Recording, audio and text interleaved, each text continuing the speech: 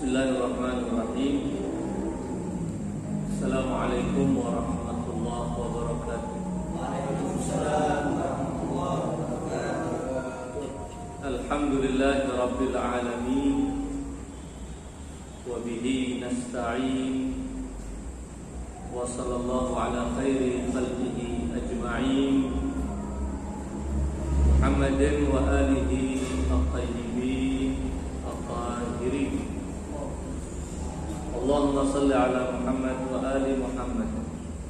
Ikhwani al-mu'minin wa akhwati al-mu'minat, alhamdulillah pada malam penuh berkah ini Allah subhanahu wa ta'ala memberi kita taufik untuk kumpul bersama, duduk bersama, membaca doa-doa yang diajarkan oleh Ahlul Bait, yang merupakan kebutuhan setiap muslim, penghambaan kepada Allah melalui berdoa secara bersama-sama sangat dianjurkan, karena itu akan memberikan keberkahan yang sangat istimewa dan berbeda dari ketika kita membaca doa sendirian. Walaupun tentu membaca doa sendirian juga baik dan sangat dianjurkan. Kita pada malam hari ini, kita juga pada hari ini, dalam hari-hari mengenang hari wafat Imam As-Shadiq alaihi salam, dan juga kita mengenang hari wafat cucu mulia beliau Imam Ruhullah Al-Humaini qaddasallahu sirrahus syarif, seorang alim, seorang rabbani, seorang yang benar-benar seluruh hidupnya diperuntukkan untuk kejayaan Islam melalui ketaatan kepada Nabi dan Ahlul Bait yang Allah sucikan. Caranya kita akan mencoba bertabarruk dengan mengkaji sebagian dari apa yang beliau tulis dalam kitab berharga beliau, Al-Arba'una Haditsan, sebuah kitab yang mengumpulkan 40 hadis. Kemudian beliau jelaskan, beliau jabarkan, beliau terangkan sedemikian rupa indah dan mendalam. Salah satu di antara keistimewaan kitab Al-Arba'un Haditsan karya beliau adalah beliau merangkum dalam kitab tersebut beragam hadis yang terkait dengan akidah, yang terkait dengan etika, dan yang terkait dengan bimbingan-bimbingan syariat. Jadi tidak cuma berbicara satu tema, mengumpulkan hadis yang dengan satu tema, namun dengan tema yang beragam. Mudah-mudahan kita dengan membaca beberapa bagian dari keterangan beliau tentang hadis-hadis Ahlul Bait alaihim afdhalus salati wassalam, kita mendapatkan keberkahan dari ruh suci beliau. Tentu keberkahan yang dipancarkan oleh jiwa yang suci, oleh jiwa yang penuh keberkahan, akan juga bisa terpancar kepada siapapun yang punya kelayakan untuk tersinari oleh keberkahan tersebut. Karena keberadaan seorang mukmin saja itu membawa keberkahan, bahwa al-mu'min barakatun liman jawab. Orang mukmin itu akan memberikan keberkahan. Dia sendiri adalah keberkahan bagi orang-orang yang bertetangga dengannya, yang hidup selalu berteman dengannya. Apalagi seorang mukmin yang alim, yang rabbani, yang sudah membuktikan semua kehidupannya bahwa beliau adalah orang-orang yang termasuk orang-orang yang benar-benar tulus dalam mengabdi kepada agama Rasulullah SAW. Dalam kesempatan ini saya ingin membacakan keterangan beliau atau penggalan-penggalan dari keterangan beliau pada hadis ke-33 dari kitab tersebut. Beliau mengatakan, bisanadil muttasil ila Syekhil Aqdam Muhammad bin Ya'qub Al-Kulaini ridwanullahi alaih, dengan sanad yang bersambung kepada Asy-Syekhil Aqdam, tokoh yang paling terdahulu, yaitu Muhammad bin Ya'qub Al-Kulaini, Sifatul Islam, seorang ulama besar di kalangan Syiah. Semoga keridhaan Allah tercurah kepadanya. Imam Khomeini meriwayatkan seluruh isi hadis kitab Al-Kafi dan juga beberapa kitab standar Syiah yang lainnya, tidak beli dari toko kemudian beliau baca, namun meriwayatkan hadis ini melalui gurunya yang mengijazahkan kepada beliau, gurunya dari gurunya, dan demikian seterusnya sampai kepada penulis kitab Al-Kafi yaitu Asy-Syekhil Kulaini. Itu bisa ditemukan di hadis yang pertama. Beliau menyebutkan bahwa sanad saya kepada kitab Al-Kafi yang ditulis oleh Al-Kulaini melalui jalur-jalur ini. Beliau menyebutkan akhbarani ijazatan mukatabatan wa musyafahatan, telah mengijazahkan kepadaku baik secara lisan maupun dengan tulisan.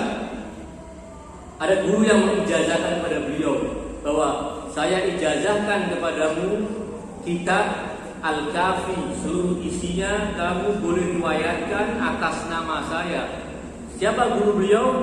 Iddatun minal masyayikh al-'idham. Bukan satu, bukan dua, namun banyak dari para tokoh ulama yang agung. Wathiqat al-kiram. Beberapa orang ulama terpercaya yang sangat mulia. Minhum Asy-Syekhul 'Allam al-Mutakallim al-Faqihul Usuli al-Adib al-Mutabahhir Asy-Syekh Muhammad Ridha al-'Allam al-Wafi, dan beberapa nama beliau sebutkan guru-guru beliau yang telah mengijazahkan kepada beliau. Untuk hadis pertama beliau sebutkan secara lengkap, kemudian untuk hadis-hadis berikutnya beliau mencukupkan dengan menyebutkan bisanadil muttasil. Kalau saya tidak berhak mengatakan ketika mengutip riwayat dari Al-Kafi dengan sanad yang bersambung kepada siapa? Saya beli kitab Al-Kafi kemudian saya baca, nyambungnya kepada siapa? Tradisi ulama semacam demikian. Apa nilai penting tradisi semacam demikian? Tentu sangat banyak dan tidak mungkin diutarakan dalam kesempatan ini, nanti akan keluar dari tema kita.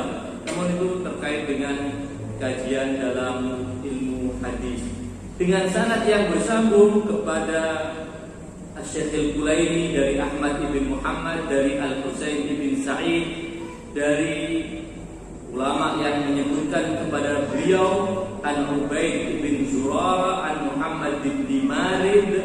Muhammad ibn Marid berkata kepada Imam Ja'far. Kita juga sedang memperingati hari syahadah, hari wafat Imam Ja'far. Kita bertabarruk dengan membaca sabda Imam Ja'far yang dijelaskan oleh Al-Imam Al-Khomeini rahmatullah alaihi. Qultu li Abi Abdillah, aku berkata kepada Abu Abdillah Imam As-Sadiq, haditsun ruwiya lana annaka qulta. Ada sebuah hadis yang diriwayatkan kepada kami atas nama engkau wahai Imam. Isi hadis itu mengatakan idza arafta fa'mal masyi. Jika kamu telah mengenal, telah mengetahui, ini istilah idza arafta hadal amr. Kalimat al-amr dalam konteks semacam demikian artinya apabila kamu telah mengenal wilayah Ahlul Bait dan menerima kepemimpinan Ahlul Bait, mengakuinya sebagai pemimpin-pemimpin yang telah ditunjuk oleh Allah melalui Rasulnya. Kalau kamu telah mengenal ini, itu istilah arafta atau istilah al-amr. Idza arafta fa'mal masyi. Kalau kamu sudah kenal, sudah menerima kebenaran kepemimpinan Ahlul Bait, fa'mal masyi. Lakukan sekehendak kamu, berbuatlah semau kamu, seakan bebas, tidak ada ikatan syariat yang bisa membelenggu kita, yang bisa mengkoridor kehidupan kita. Fa'mal. Maka Imam Ja'far qala qad qultu dzalik. Iya, saya telah menyabdakan yang demikian. Idza arafta fa'mal masyi. Kalau kamu sudah tahu ajaran ini, tahu kepemimpinan Ahlul Bait, i'mal masyi. Lakukan sekehendak. Apa yang kamu ini lakukan, lakukan. Kemudian si perawi memahami, si Muhammad ibn Marid ini memahami kalau begitu ini lampu hijau buat kita untuk berbuat sak maunya kita, sesuka hati kita. Mau sholat ya tidak apa-apa, tidak sholat ya tidak jadi masalah. Mau nyuri silahkan, mau zina wal'iyadu billah tafadhal. Dia bayangkan seperti begitu. Kemudian dia bertanya, qultu wa in zanau wa in saraku wa in syaribul khamr. Walaupun orang yang telah mengenal kepemimpinan Ahlul Bait itu berbuat zina, mencuri dan meminum arak, minum khamr, ketika ditanya kenapa ini maksudnya seperti begini, idza arafta fa'mal ma syi'ta, maka faqala li, Imam kemudian menganggap ini sebagai sebuah musibah. Pemahaman yang keliru ini adalah musibah besar. Maka beliau mengatakan inna lillahi wa inna ilaihi raji'un, sebagai ucapan yang biasa diucapkan kalau kita ketimpa musibah kalau ada orang memahami sabda saya idza arafta fa'mal ma syi'ta, maksudnya saya memberi lampu hijau untuk berbuat maksiat, menerjang syariat Allah. Maka Imam mengatakan inna lillahi wa inna ilaihi raji'un. Wallahi ma ansafuna, demi Allah mereka tidak sportif memperlakukan kami annakuna ukhidna bil amal wa wudi'a anhum. Apakah kita sebagai para imam saja diikat oleh Allah dengan taklif perintah syariat, harus menjalankan? Kami para imam punya kewajiban untuk menjalankan syariat yang Allah turunkan melalui Rasulullah. Lalu syiah kami bebas tidak melakukan syariat? Tidak objektif ini berarti, tidak sportif. Kami imam saja kalau melanggar kena siksa. Walaupun tentu kita yakin para imam mesti masuk, tapi ada taklif, kewajiban yang harus mereka jalankan. Lalu kalian atau mereka yang memahami sabda saya secara keliru menganggap bahwa kalau sudah kenal ajaran Ahlul Bait, kenal kepemimpinan Ahlul Bait, mengimani imam Ahlul Bait, silakan melakukan semua hal yang melanggar syariat sekalipun. Lalu wallahi ma ansafuna an nakuna ukhidna bil amali wa wudi'a anhum, sementara kewajiban beramal sesuai dengan syariat itu digugurkan dari mereka. Mereka tidak punya kewajiban. Ini keliru berarti. Lalu innama qultu, yang saya maksud dengan sabda saya idza arafta fa'mal ma syi'ta adalah idza arafta fa'mal ma syi'ta min qalilil khairi wa katsirihi fa innahu yukra. aqbalu minka. Kalau kamu telah mengenal kepemimpinan Ahlul Bait, bahwa itu adalah kepemimpinan yang Allah tunjuk melalui Rasulnya, bukan kepemimpinan yang direkayasa oleh pencitraan, oleh hal-hal lain yang kotor. Namun ketetapan Allah Subhanahu wa Ta'ala, kalau kamu telah mengetahui yang demikian dan meyakini yang demikian, maka silahkan berbuatlah perbuatan baik yang sedikit maupun banyak, karena pasti diterima oleh Allah Subhanahu wa Ta'ala. Kamu berbuat sedikit, Allah terima. Kamu berbuat banyak, Allah terima. Kamu berbuat sedikit, Allah terima dan beri ganjaran yang sesuai dengan amal yang kamu lakukan, dan boleh jadi akan dilipat gandakan sesuai dengan kualitas amal kita. Kalau kamu berbuat amal yang baik dengan kuantitas yang banyak, juga Allah akan menerima. Kenapa? Karena fondasi amal kalian di atas fondasi yang benar. Jadi itu yang saya maksud dengan sabda saya, idza arafta fa'mal nasyid. Jadi kalau kamu sudah mengenal, mengakui kepemimpinan Ahlul Bait, berarti gilirannya apa sekarang? Melakukan amal-amal ketaatan. Silakan. Kalau kamu ingin mendapatkan pahala yang banyak, lakukan yang banyak kebaikan. Kalau kamu merasa cukup dengan pahala yang sedikit, ya silakan.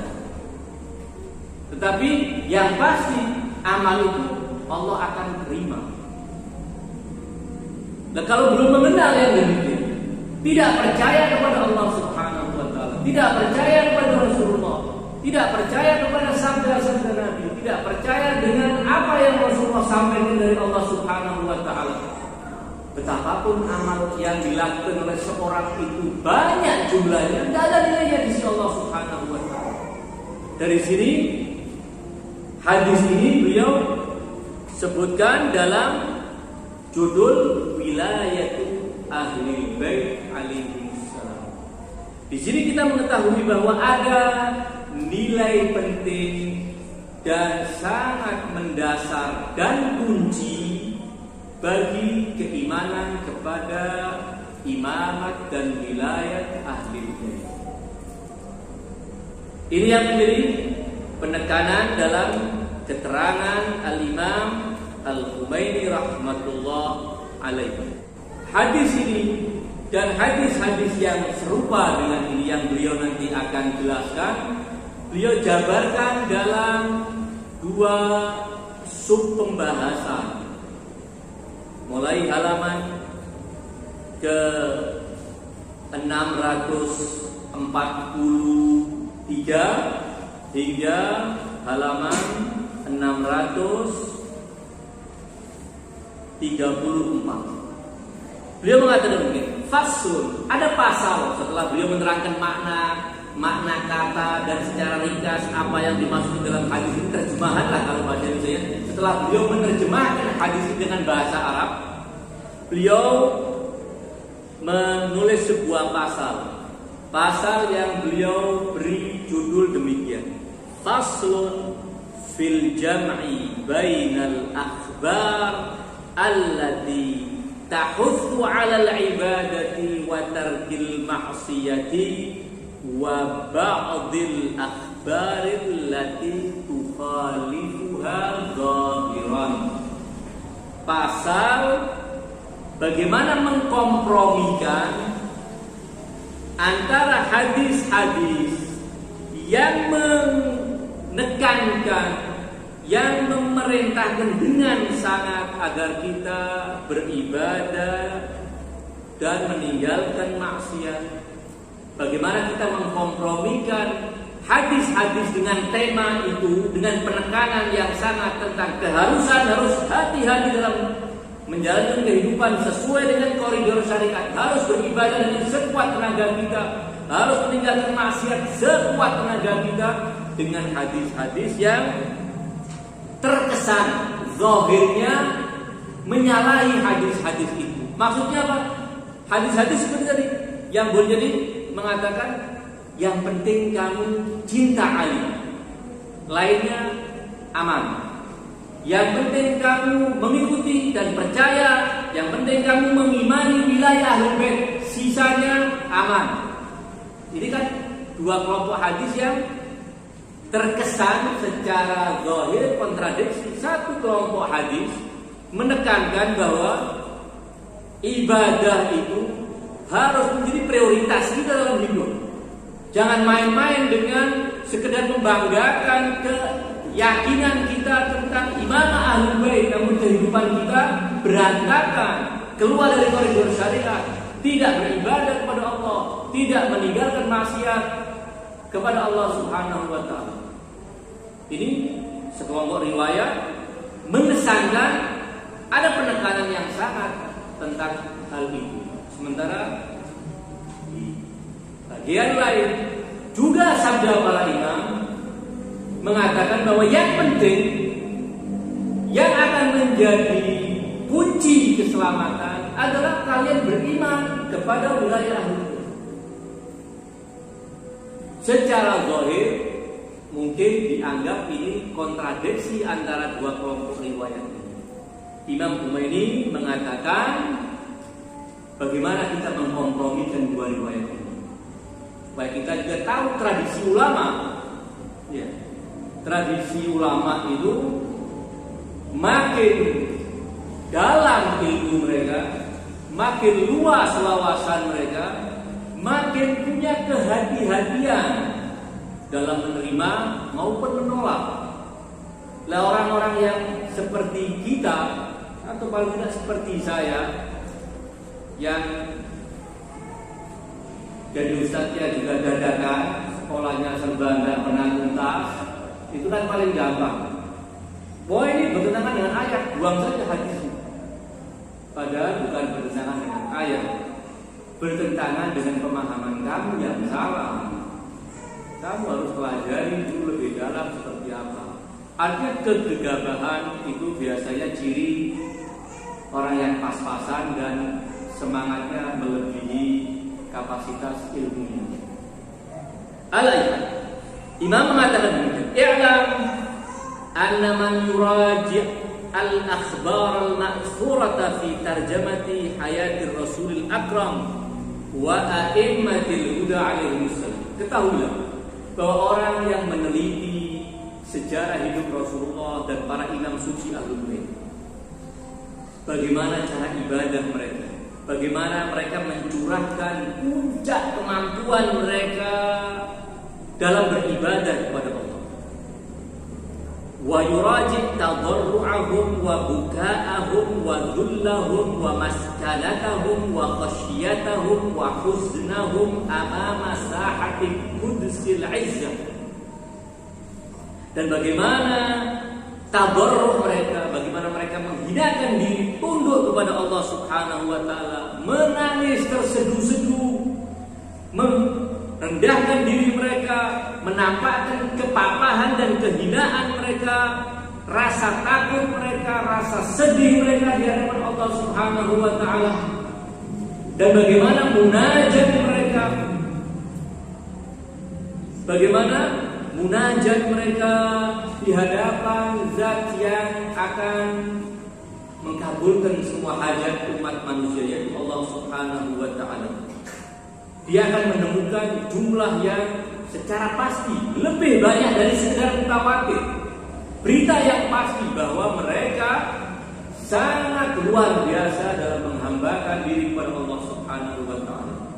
Kita mengetahui bagaimana Rasulullah sampai ayat Al-Qur'an mengatakan Qala ma anzalna 'alaikal Qur'ana litashqa. Menurut sebagian catatan riwayat, Nabi kalau sholat sunnah di malam hari cuma dengan dua ujung jarinya itu menjadikan capeknya luar biasa. Di ujung jempolnya itu berdiri. Kita kan tidak, dengan telapak kaki kita sholat 10 menit saja sudah merasa wali Allah yang bisa terbang ke sana kemari tanpa sayap, kan begitu. Ini semalam suntuk. Nisfahu awin kusmin bukharilah. Sampai hatta tawarramat qadama, kedua kaki beliau bengkak. Kita kalau menyaksikan ibadah para imam suci Ahlul Bait, tadarruk mereka, ratapan mereka. Ali bin Abi Thalib alaihi salam, bagaimana ibadah mereka di luar yang bisa kita gambarkan. Imam Ali Zainul Abidin sampai digelari dengan Zainul Abidin, Sayyidus Sajidin. Ketika ada yang semacam menegur beliau, bagaimana kamu sepertinya mencatatkan dirimu, bahkan terkesan ingin mencelakakan dirimu dengan banyaknya kamu ibadah dan sholat. Beliau yang dicatat dalam sejarah sholat 1 hari 1 malam, setiap hari beliau lakukan 1000 rakaat. Keberkahan waktu yang sangat luar biasa. Ketika ada yang menegur beliau mengatakan, apa nilai ibadah saya dibanding ibadah Ali bin Abi Thalib? Yang mengatakan demikian adalah Imam Zainul Abidin. Beliau tawaf seperti disebut oleh Imam Humaini. Diriwayatkan bagaimana beliau tawaf sendirian di tengah malam sambil sekali berdiri dan menangis di hadapan Allah Subhanahu wa taala. Selesai sholat beliau duduk menghadap Ka'bah bermunajat hingga tangisan yang sangat luar biasa, sehingga orang yang menyaksikannya menjadi sangat iba. Dan kemudian menegurnya, kamu ini putra Rasulullah, cucu Rasulullah yang dijamin semuanya akan sukses di akhirat. Kenapa kamu mencapaikan diri seperti ini? Dia kemudian mengatakan, tidak akan saya tinggalkan beribadah sekedar dengan mengandalkan hubungan nasab saya dengan Rasul sallallahu alaihi wasallam. Al-Imam Al-Humaini mengatakan, kalau kita menyaksikan itu semua, kita menyaksikan bagaimana munajat Ahlul Bait, doa kembali dalam munajat Ahlul Bait, dan munajat yang lainnya, Shahifah Sajadi adalah munajat Ahlul Bait. Bagaimana mereka menampakkan kekhusyuan mereka. Wa hakala idza raja'a wasaya Rasul Imam Amirul Mukminin. Demikian juga apabila seorang menelaah wasiat Rasulullah kepada Amirul Mukminin, bagaimana Rasulullah menekankan agar Ali bin Abi Thalib menjalankan syariat secara utuh. Jangan ada yang ditinggalkan, jangan ada keteledoran dalam menjalankan syariat. Semua ajarannya, termasuk terkait dengan etika, kejujuran, amanat, penekanan yang sangat luar biasa. Demikian juga wasaya al-a'immati ba'dihim li ba'd. Wasiat seorang imam kepada imam pelanjutnya. Walaupun tentunya imam maksum, namun ayahnya berwasiat kepada putra-putranya. Al-Imam Amirul Mukminin berwasiat kepada Imam Al-Hasan Al-Mustaba, kepada Imam Al-Husain. Imam maksum masih butuh diwasiati. Maksum, tetap para imam mewasiatkan yang demikian. Untuk pembelajaran juga buat kita. Al-Imam Muhammad Al-Baqir berwasiat kepada Imam Ja'far. Al-Imam Ja'far berwasiat kepada Imam Musa Al-Kadhim agar menjalankan syariat dan penghambaan kepada Allah Subhanahu wa taala. Dan bagaimana para imam suci Ahlul Bait berwasiat kepada syiah mereka. Wasiat yang disampaikan oleh para imam selalu menekankan kesungguh-sungguhan agar kita sebagai orang-orang yang telah mengenal ajaran Ahlul Bait dan menjadikan Ahlul Bait sebagai para pemimpin kita, pembimbing kita, qudwah dan teladan kita, mereka selalu berwasiat kepada kita agar benar-benar tekun dalam beribadah dan mendekatkan diri kepada Allah Subhanahu wa taala. Salat, berpuasa, bersedekah, membaca zikir, membaca kitab suci Al-Quran, penekanan yang sangat luar biasa. Hal-hal yang terkait dengan spiritualitas mendapat porsi yang sangat luar biasa dari para imam suci Ahlul Bait agar para syiahnya menjalankan yang demikian. Wa wasayahum lil khawas min syi'atihim wal khullas min mawalihim. Dan wasiat para imam kepada syiah mereka yang khusus, kepada para mawali mereka yang inti, yang khusus. Wa wasayahum al-baligh al-jiddan al-balighati jiddan allati kanu yusuna biha muhibbihim. Dan wasiat-wasiat para imam kepada para pecinta mereka, yuhadzirunahum min ma'siyatillah wa ta'kid 'alaihim fil ibti'ad an mukhalafatillahi subhanahu fi usulil ahkam wa furu'iha. Dan wasiat para imam yang mewanti-wanti, mengingatkan mereka agar tidak terjatuh dalam maksiat kepada Allah, dan menekankan agar mereka benar-benar menjauhkan diri dari menentang dan melanggar Allah Subhanahu wa ta'ala terkait dengan fondasi-fondasi hukum, terkait dengan furu'-furu' syariat, al-mudawwanati fi kutubil akhbar, yang semuanya terangkum dalam kitab-kitab hadis yang telah ditulis oleh para ulama kita. Beliau mengatakan, idza raja'atil kal ahaditsa wa hadhihi al-wasaya, apabila seorang merujuk, menelaah hadis-hadis itu dan wasiat-wasiat itu, kesimpulannya akan muncul darinya, dan pasti kesimpulan itu kesimpulan yang benar adalah la hasala lahu ilmun qat'i, akan mendapatkan sebuah pengetahuan yang pasti, kesimpulan yang pasti, bi anna ba'd riwayat allati yatanafa dhahiruha ma'a tilkal ahadits lam yakun hadha dhahiru maqsuda. Dari riwayat-riwayat yang zahirnya, berarti redaksi imam sangat teliti, tidak mengatakan riwayat itu bertentangan dengan riwayat ini, tidak. Zahirnya terkesan bertentangan, ya.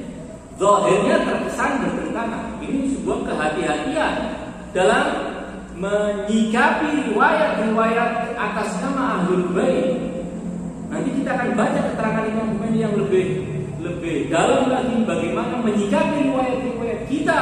Tidak cuma para ulama, kita jangan pernah gegabah menolak riwayat hanya bermodalkan karena akal pendek kita tidak mampu memahami. Apalagi cuma tahu sepenggal-sepenggal. Kitab yang ada 8 jilid baru dibuka jilid pertama atau halaman pertama, lihat hadis kurang syak di hati, kayaknya ini hadis palsu atas nama Ahlul Bait. Ini bahaya sekali. Disadari atau tidak, kita akan terjebak dalam menolak sabda-sabda suci Nabi dan Ahlul Bait. Al-Imam Al-Humayni mengatakan, yang zahir dari riwayat ini terkesan bertentangan ma'atil kal ahadits lam yakun hadza dhahir maqsudan. Berarti zahir dari hadis yang bertentangan dengan fakta kegetolan para imam dalam beribadah, fakta bahwa mereka menekankan pentingnya beribadah dan harus meninggalkan maksiat, ini adalah sebuah fakta yang nyata. Kalau ada hadis-hadis yang bertentangan dengan itu secara zahirnya bertentangan, maka apa yang harus dilakukan? Kita harus pertama-tama mengatakan bahwa zahir dari hadis ini bukan yang dimaksud. Kami tidak mungkin para imam memberi jalan kita, menggesah kita, memberikan kelonggaran kepada kita agar bermaksiat kepada Allah Subhanahu wa ta'ala. Lalu bagaimana hadis ini? Zahirnya bertentangan dengan itu. Maka kita harus katakan bahwa yang pasti maksudnya tidak mungkin bertentangan dengan itu.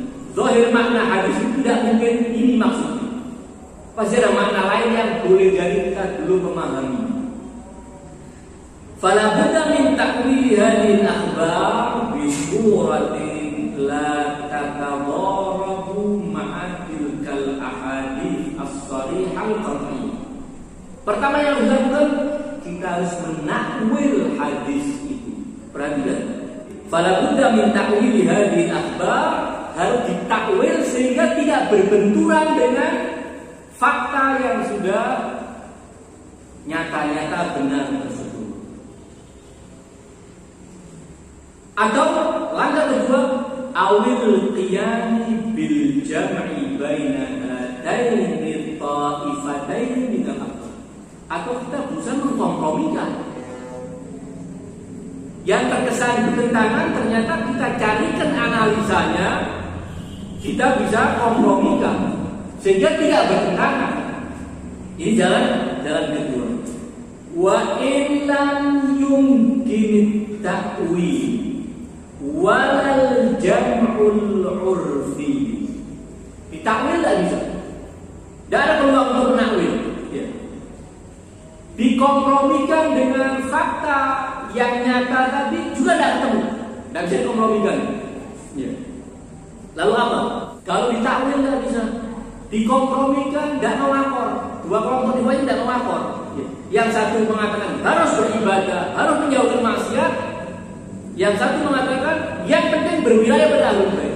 Dikompromikan seandainya tidak bisa hadis. Ditakwil tidak bisa, dikompromi tidak bisa. Apa yang dilakukan? Arja'na ilmaha ila qadiha. Kita akan serahkan kepada para imam yang menyabdakan. Nanti kalau kita ketemu dengan imam, kita tanya, ini benar sabda antum? Ya, apa maknanya? Kelihatannya benar ini. Biar imamnya yang menjelaskan.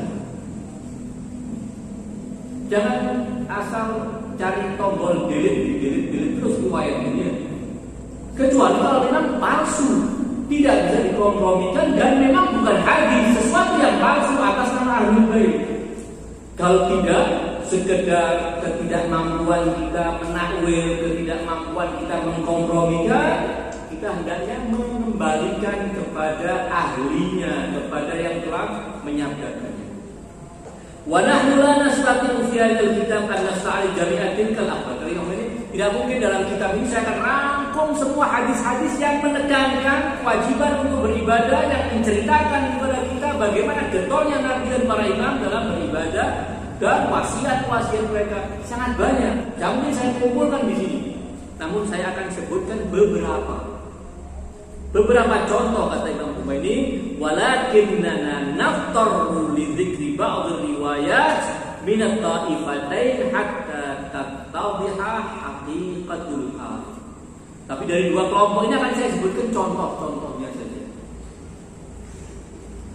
Kita akan coba bacakan Al-Kafi dengan sanad beliau Al-Qulaini bersambung kepada Imam Ja'far. Beliau mengatakan, ini riwayat-riwayat yang kelompok pertama. Yang kalau ini saja yang kita lihat,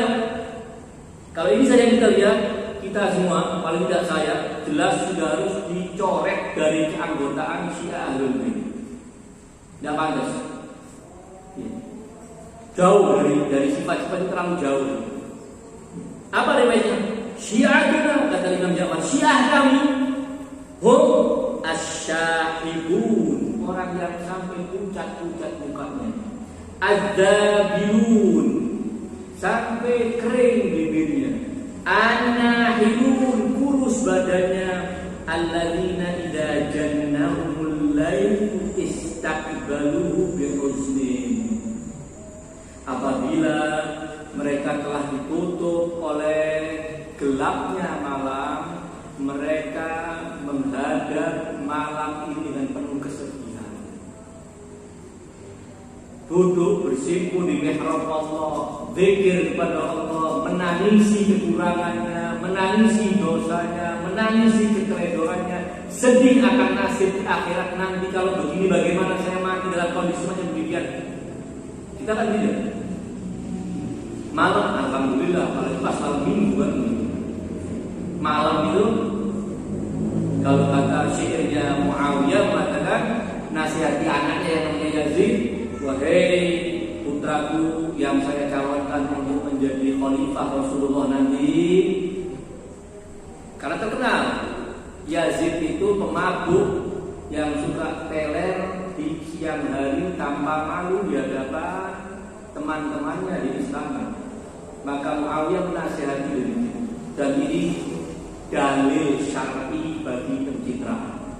Silakan yang pencitraan ini dalilnya. Sunnatus sahabat. Ya, sunnatus sahabat. Kata Muawiyah kepada Yazid, wahai anakku, kalau kamu minum minuman keras dan mau teler sempoyongan, jangan di ruang publik, di kamarmu atau di istanamu sendirian. Ya kalau kamu nanti nyosok sana nyosok sini karena teler, tidak ada yang tahu. Tahunya orang-orang di luar kamu adalah putra khalifah, calon khalifah yang selalu fresh pikirannya.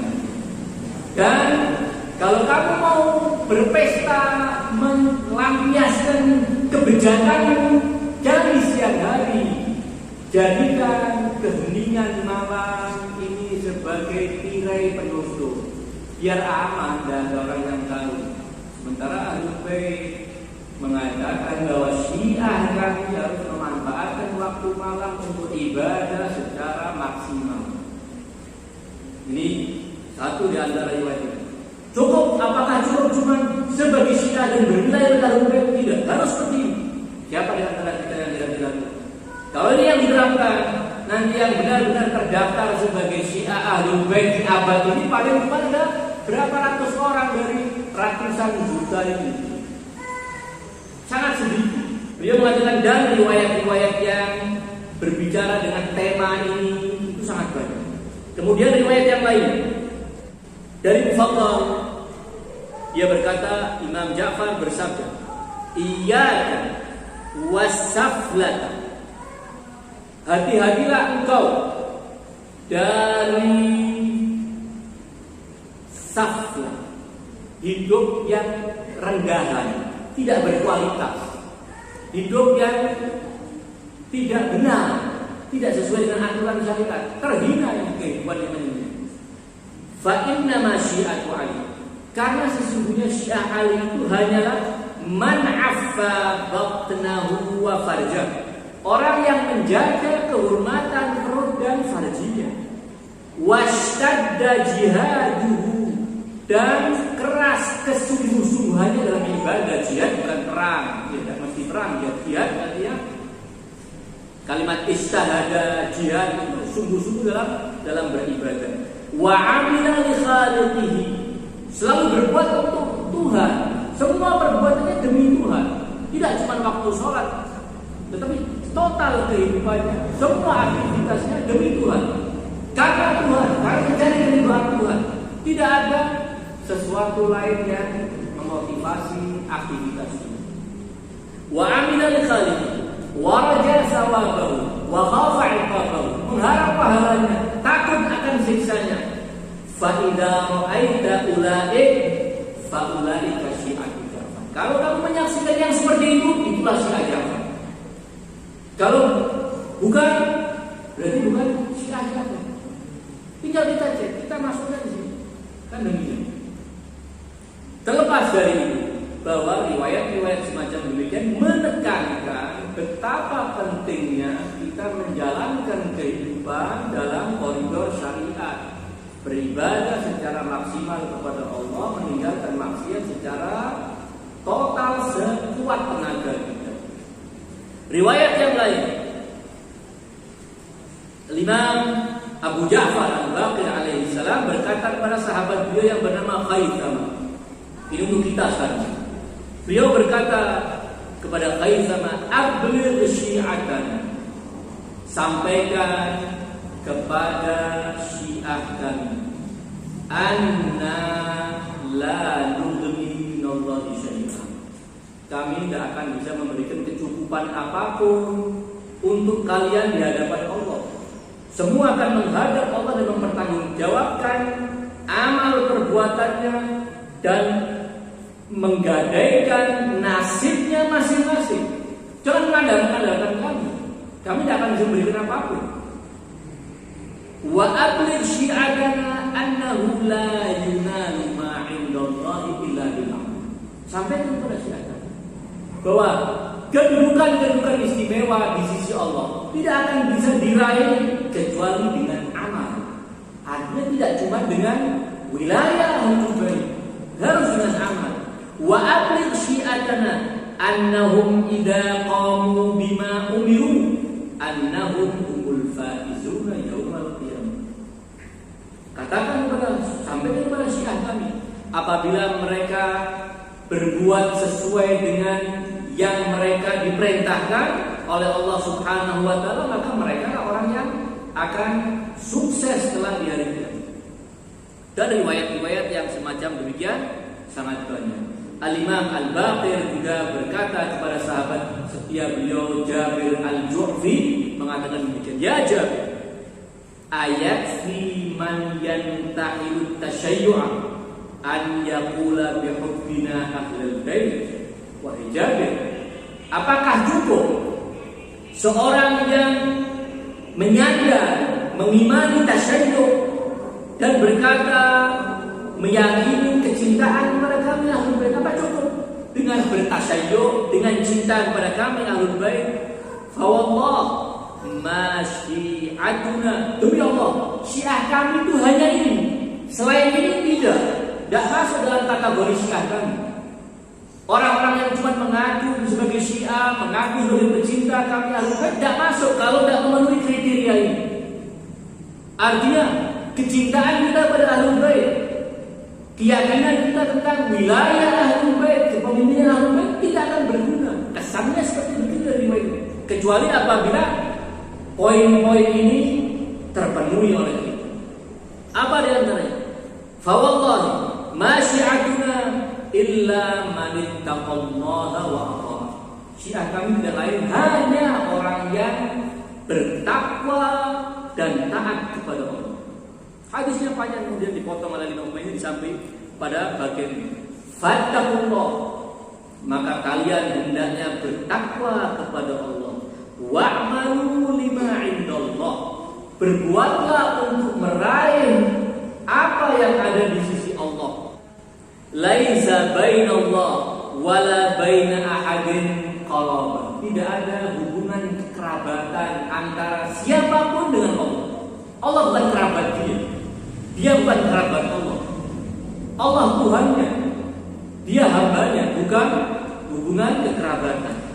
Ahabbul ibadi ilallahi ta'ala wa akramuhum alaihi atqahum wa a'maluhum bi ta'atih. Orang yang hamba-hamba yang paling dicintai oleh Allah, yang paling dimuliakan oleh Allah adalah yang paling bertakwa dan yang paling mengamalkan ketaatan kepada Allah. Ya Jabir, wallahi, Imam bersumpah, wahai Jabir, demi Allah, ma nataqarrabu ilallahi ta'ala illa biqaul. Kami tidak mendekatkan diri untuk meraih makom-makom istimewa di sisi Allah kecuali dengan ketaatan. Wa ma'ana bara'atun minan nar. Kami tidak punya surat bebas dari neraka kecuali dengan ketaatan kepada Allah Subhanahu wa taala. Wala 'alallahi li ahadin min hujjah, dan tidak ada hujjah bagi siapapun untuk mengalahkan Allah Subhanahu wa taala di hari kiamat kecuali apabila dia taat kepada Allah, mendekatkan diri kepada Allah, maka Allah akan persilakan dia menikmati janji-janji Allah. Man kana lillahi ti'an fa huwa lana wali. Barang siapa yang taat kepada Allah berarti wali kami. Berarti mereka adalah kelompok kami, kekasih kami, pengikut kami. Wa man kana lillahi 'asiyan fa huwa lana adu. Barang siapa yang bermaksiat kepada Allah berarti dia musuh kami ahlul bait.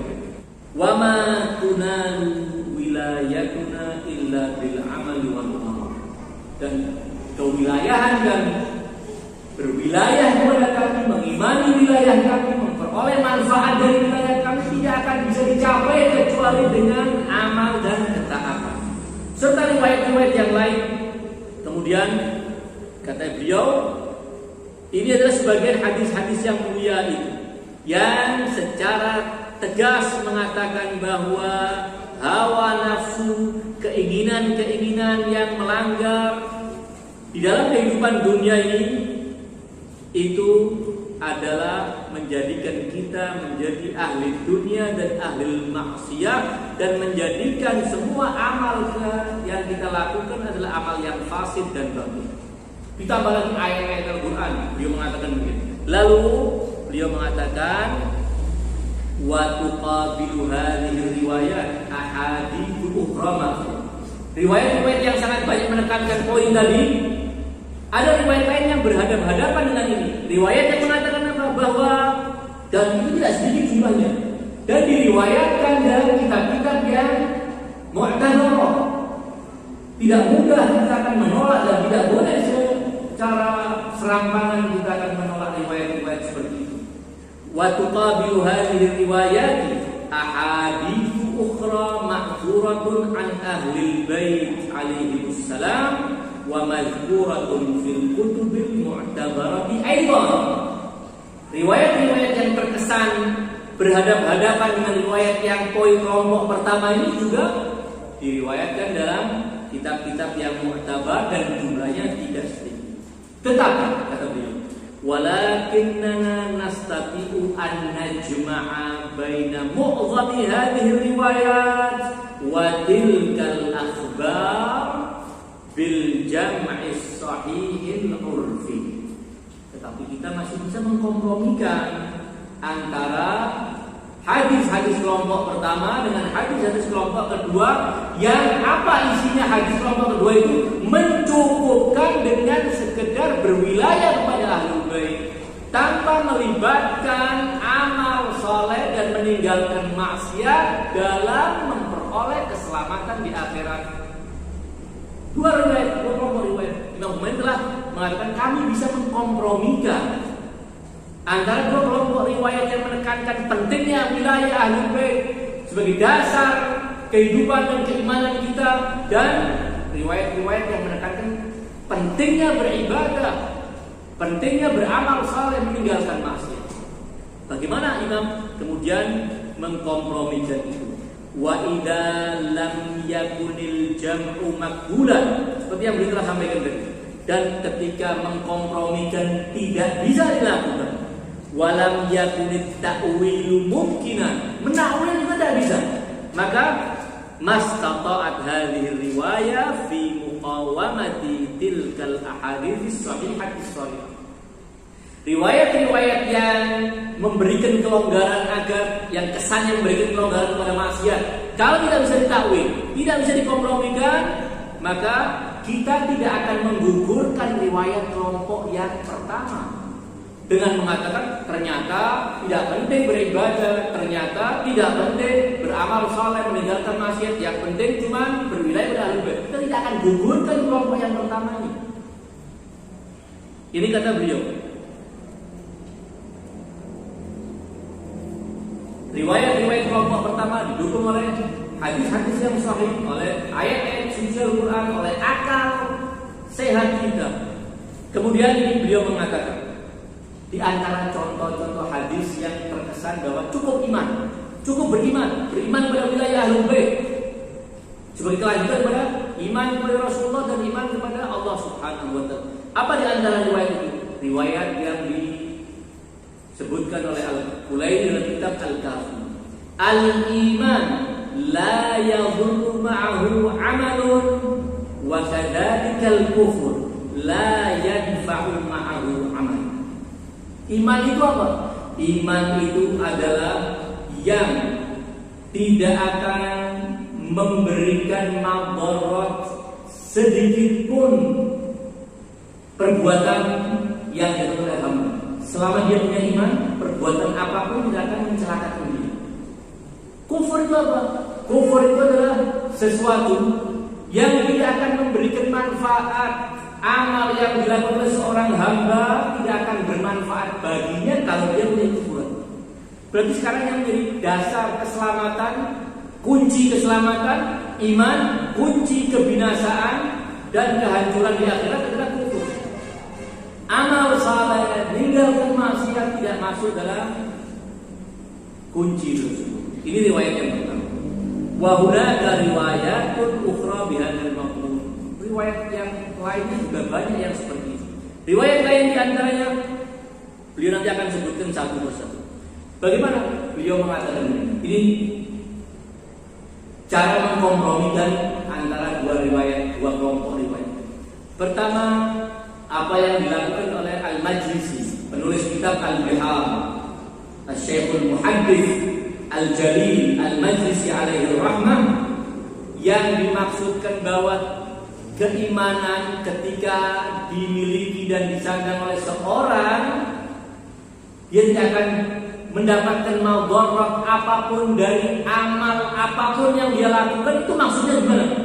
Beliau menerangkan bahwa amal yang dilakukan oleh seorang yang punya keimanan itu tidak akan membawanya kekal di neraka. Itu maksudnya dia tidak akan mendapatkan madarat. Madarat dengan pengertian apa? Tidak akan kekal di akhirat. Ma yasiru sababan li dukhulin nar awil khuludi fiha.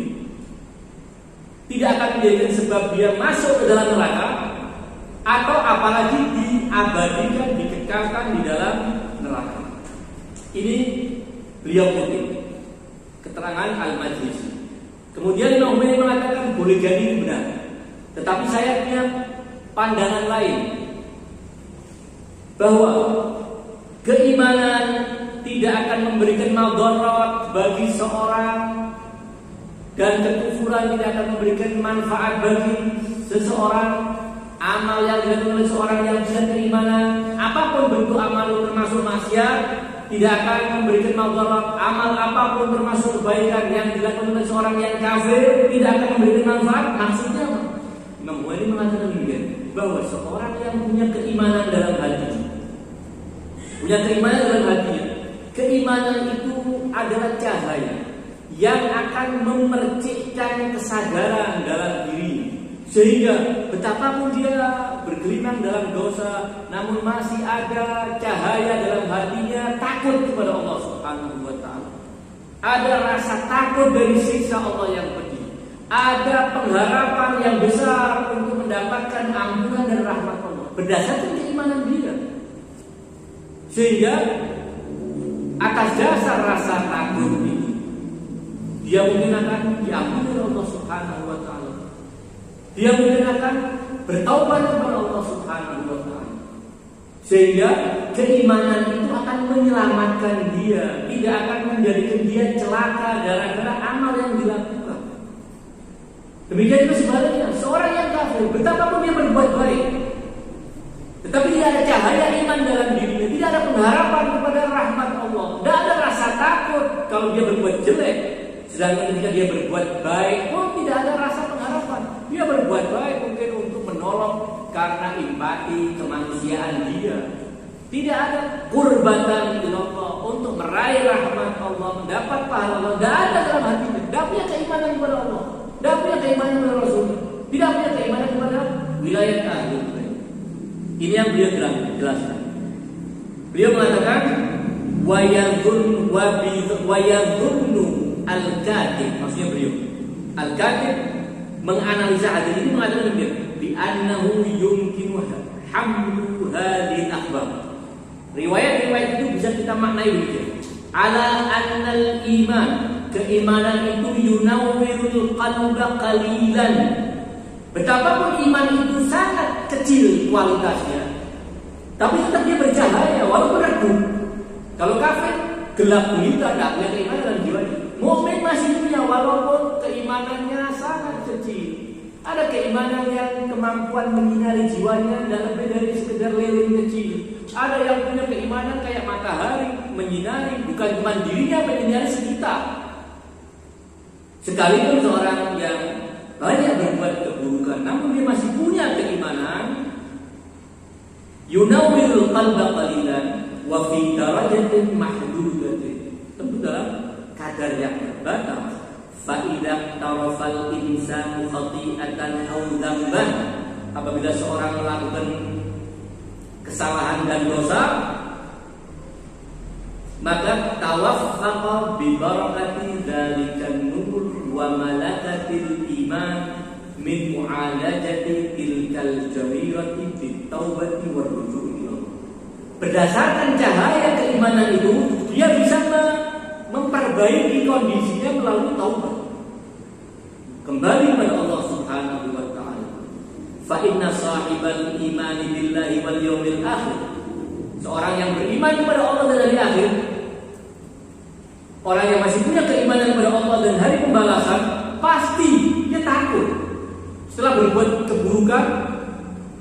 Betapapun boleh jadi orang agak dablek kepada Allah Subhanahu wa taala, namun pasti pada saat-saat tertentu dia mikir bahwa kalau saya mati dalam keadaan seperti ini bagaimana?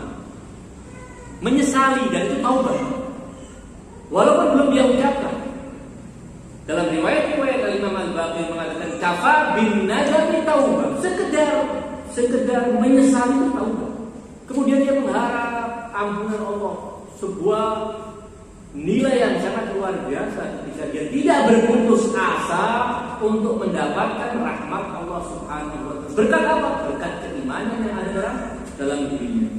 La yasmah li nafsi an yatuka dzunubahu ila yaumil qiyamah. Jadi riwayat-riwayat itu sebenarnya bukan memberi lampu hijau kita untuk bermaksiat, namun justru riwayat-riwayat itu, kata Imam Humaini, riwayat-riwayat itu sedang menggesah kita, sedang mendorong kita agar kita selalu mempertahankan keimanan kita dan terus meningkatkan kualitas keimanan kita. Karena yang akan menyelamatkan adalah keimanan. Ilaihi yas'adu kalimut thayyib. Keimanan itu akan terbang menuju Allah. Wal amalus salih yarfa'uhu, yang akan melesitkan dengan cepat keimanan itu adalah amal solehnya. Namun kalau tidak punya iman, amal soleh tidak akan bisa terbang menuju Allah Subhanahu wa taala. Bahkan beliau mengatakan, amal maksiat yang dilakukan oleh seorang mukmin yang punya keimanan kepada Allah dan hari akhir bisa jadi lebih baik dibanding amal kebaikan yang dilakukan oleh seorang kafir. Dia punya keimanan kepada Allah. Kenapa demikian? Nah, ini mengatakan bahwa wa hadzal hadits asy-syarif wa amsalu min al-akhbar allati turaghibu ala mulazamati diyanatil haqqah. Riwayat-riwayat yang menegaskan agar kita menjalankan secara rapi dan serius agama dan syariat Allah. Agama ini juga mengatakan, Allah berfirman, innallaha yaghfiru dzunuba jami'a.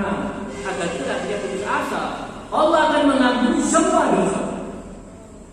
Bukan cuma dosa saya, dosa semua orang Allah akan ampuni. Yang penting orang itu memiliki syarat-syarat untuk diampuni oleh Allah Subhanahu wa taala. Apa syarat utamanya? Kuncinya al-iman billahi wa bil yaumil akhir.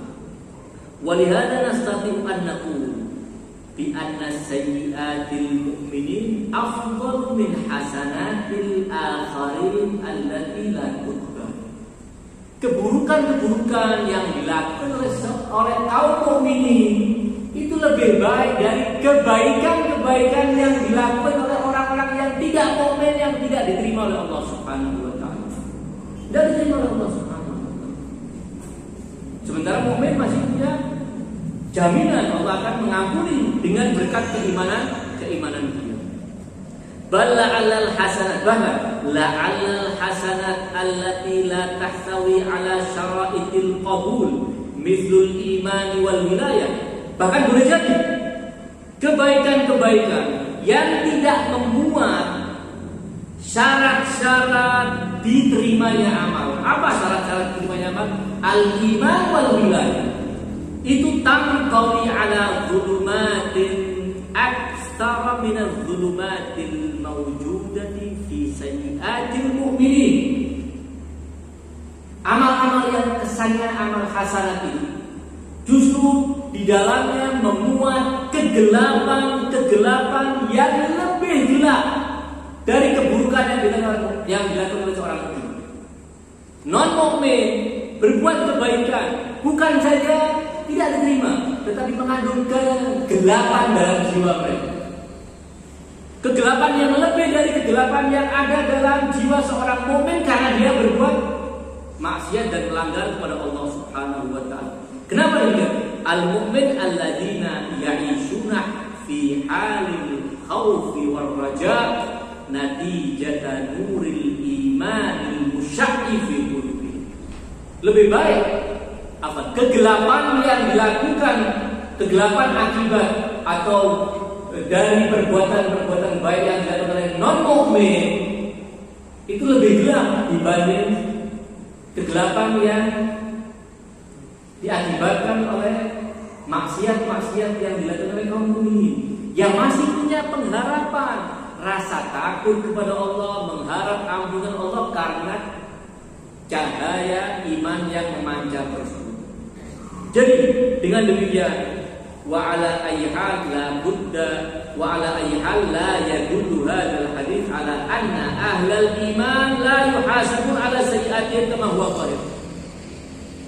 Sekali lagi jangan dikatakan berarti orang yang punya iman tidak akan dihisab oleh Allah Subhanahu wa taala. Akan ada hisab dari Allah Subhanahu wa taala. Dan proses siksa atas maksiat yang dilakukan oleh seorang hamba itu sudah berjalan sejak dalam kehidupan dunia. Dan itu karena rahmat Allah. Disiksa itu karena Allah rahmat kepada kita. Karena Allah rahmat kepada kita. Disiksa kenapa?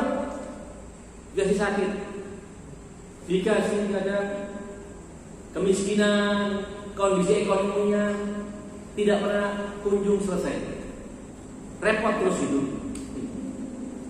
Kita yang tidak mengetahui dianggapnya ini Allah sedang menelantarkan kita. Tidak, justru Allah sedang melakukan hal yang terbaik untuk kita. Ada gangguan-gangguan dalam kehidupan. Ini semuanya adalah untuk melebur dosa.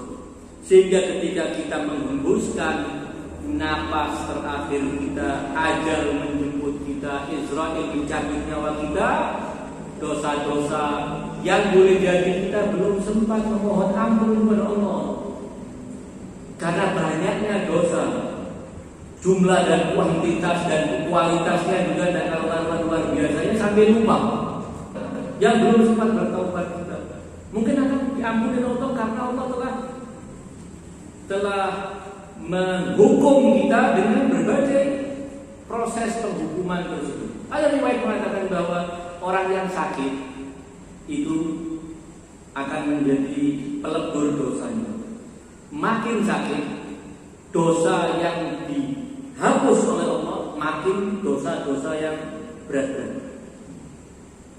Makanya kalau sakit, tidak usah terlalu banyak ngeluh-ngeluh adu-adu, dinikmati saja.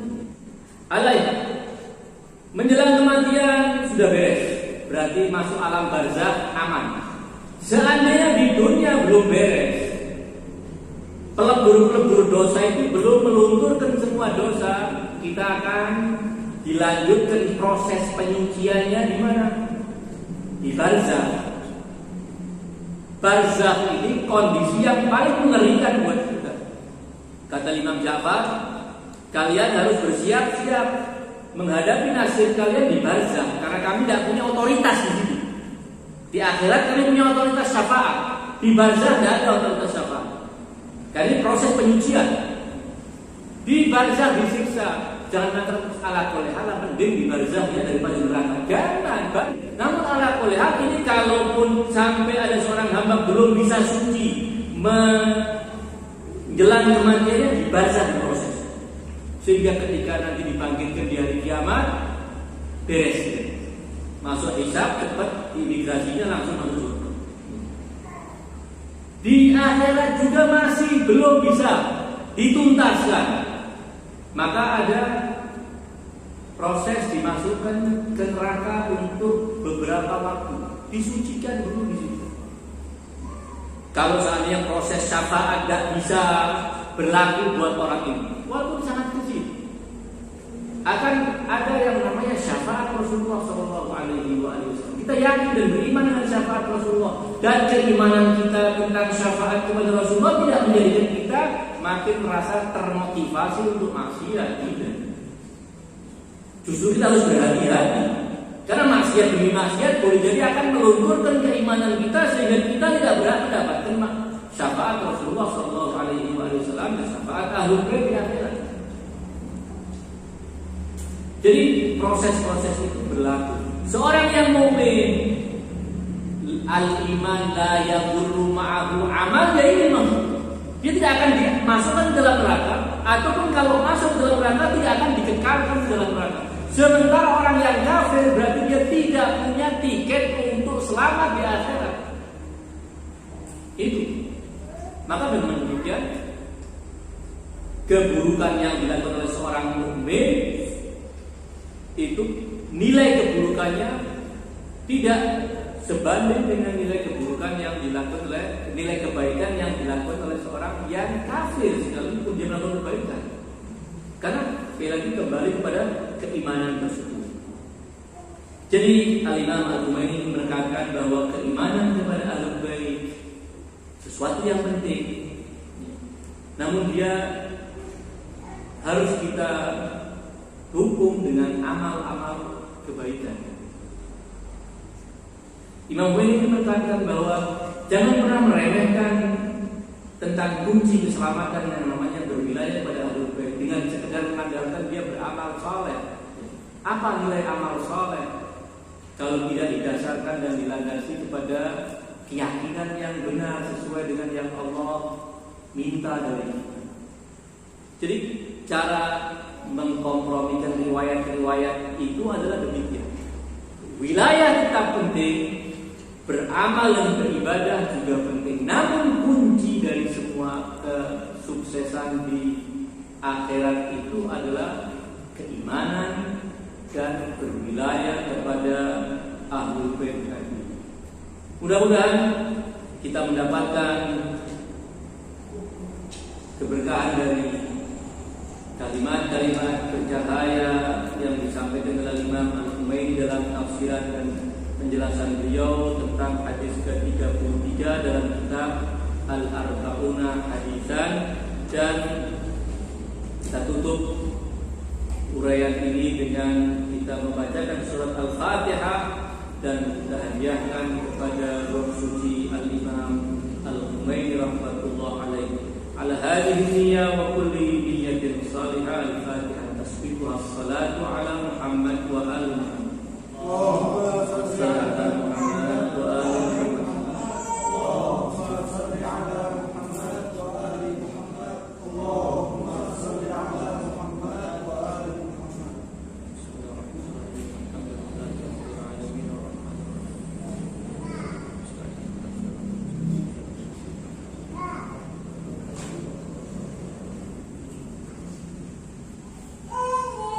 Assalamualaikum warahmatullahi wabarakatuh.